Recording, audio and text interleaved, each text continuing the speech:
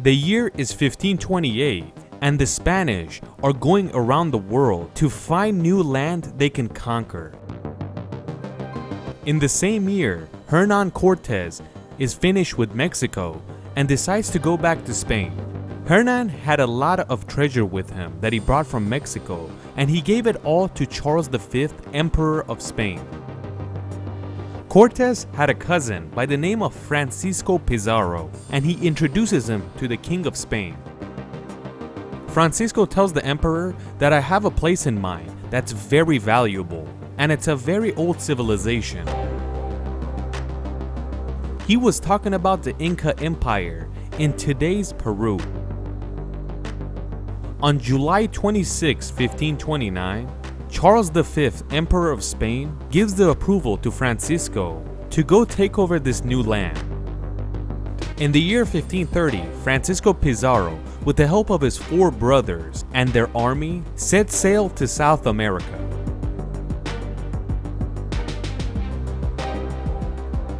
At that time, the king of the Inca Empire was Huayna Capac. At that time, the king gets word that from the north of the empire there's a deadly disease coming that's killing everybody, and it's moving south. There's news from the south that says foreigners are taking over the land. The disease that they were talking about coming from the north was smallpox, a disease that the Spanish brought from Europe to Latin America. For the first time, they brought smallpox to Mexico, and it started there. Not only did it move north, but it moved south to South America.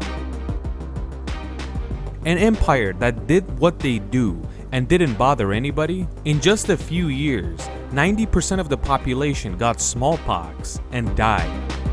Even Huayna Capac, the emperor of the Inca Empire, did not survive this deadly disease. After Huayna's death, 2 of his sons had a battle to who's gonna take over.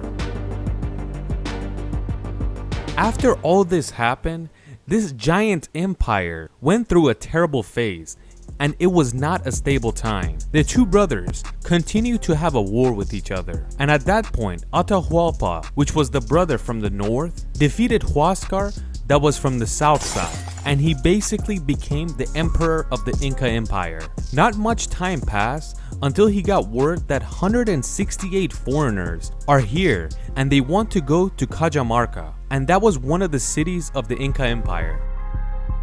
Atahualpa said, only 168. They got nothing on the 50,000 men I have with me. Let me go myself and see what they want.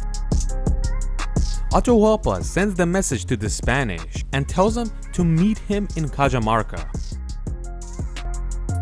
The meeting took place on the 16th of November 1532 in Cajamarca.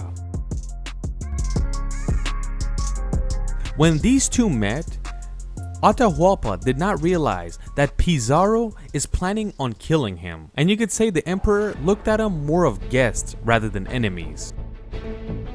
And that is why he went with 6,000 unarmed men. This was the city square, a place where Pizarro had his men hide, and he had 2 cannons hidden behind the walls. Atahualpa with his 6,000 men entered the city square, a square where it only has 2 very narrow exit points. Francisco continues to talk to the king until Vicente de Valverde, which was a Christian friar, approaches Atahualpa. He then proceeds to open a book to read a Spanish law. He says, if you don't accept our religion, in the name of God, we can take over your land, steal all your goods and belongings, and kill your women and children. This was the excuse the Spanish used to take over different places, and in the name of God, they created laws. Atahualpa is very shocked and says, what do you mean? I invited you guys as guests, and you guys disrespect me. He gets angry, and the Bible that was given to him earlier, he just throws it onto the ground. At this point, Valverde, who was a Christian, screams out to his men, "Get out, Christians! and kill these dirty dogs that don't believe in God. Nobody comes out, but in between the walls, the cannons that were put there shoot. The cannon destroys most of Atahualpa's men, and the ones that want to exit the square are confronted with the Spanish men that have weapons. And this is in a way where they came unarmed, so they couldn't put up a fight. When the commotion starts, Pizarro gets Atahualpa in the chokehold and pulls him behind the wall. Atahualpa, who had recently killed his brother and took over the empire, he's now kidnapped by a group of white people, and he didn't even know where they came from. Atahualpa first thought that these are pirates, and that is why he offered them all the treasure and gold he has. And he tells them, if you let us go, you can have all of them. Pizarro says, okay, where is the treasure? Take us to the room. He says they're not all in one place. They're all over the empire. Pizarro says, we'll wait.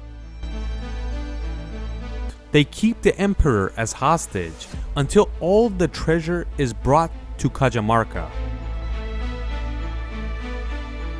If you wanted to put a value on the belongings of the Inca Empire, it would be about $400 million in today's money. In Spanish law, the treasure was distributed between the 168 men, Francisco Pizarro, and Charles V, King of Spain. Until the time Pizarro was waiting for the treasure, more Spanish ships came to shore to see what's happening. And this is when Atahualpa finds out that these are not pirates, these are conquerors, and they want our land. Francisco was pretty much the leader of the land now. He was waiting for everything to come together so he can get rid of Atahualpa. That's when we get to July 26, 1533. That's when Pizarro orders his men to bring Atahualpa to the city square and tie him to the pole. And his men do that. That's when Vicente, the Christian prior, comes into the city square. He once again asks Atahualpa, do you want to be a Christian? Before we answer this, you should know that if Atahualpa says no, they set him on fire. Atahualpa thinks for a little bit. He says, okay, I'll be a Christian. They say okay. Vicente puts a cross around his neck and tells him, you can die as a Christian, and they choke him to death.